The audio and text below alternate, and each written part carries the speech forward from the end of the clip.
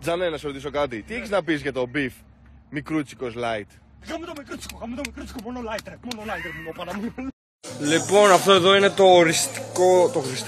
Μπράβο, Τζάνε. Μπράβο, μαλάκα. Λοιπόν, αυτό εδώ είναι το επίσημο account μου. Στο προηγούμενο έφαγα ban, δεν υπάρχει περίπτωση να το πάρω πίσω. Οπότε, άμα γουστάρετε, κάντε follow εδώ. Άμα δεν γουστάρετε, στα αρχίδια μου σας. Ποιος ερώτησε όμως? Έχουμε 2021 και κάποιοι νομίζουν ότι το ποιος ερώτησε είναι αστείο. Όχι, φίλε, δεν είναι αστείο. Είναι σοβαρά. Ρωτάω σοβαρά εκείνη τη στιγμή. Ποιος ερώτησε? Δηλαδή στο Instagram μόνο εμένα μου πετάει νεκρούς, βιαστές, καβλιά, μουνιά. Είστε σίγουροι να δείτε το reel? Εννοείται, αυτό σημαίνει ναι, είμαι σίγουρη. Πατά και πετάει και μια ψωλή. Μια ψωλή. Εσύ εντωμεταξύ μπορεί να φας μπαν επειδή φτιάχνεις ομελέτα, ξέρω εγώ. Εντάξει. Εγώ είδα ένα τρακάρισμα τώρα στο Instagram. Το κεφάλι ήταν στο πεζόδρομο, το σώμα ήταν μαλάκα, ακόμα έπεφτε από τα σύννεφα.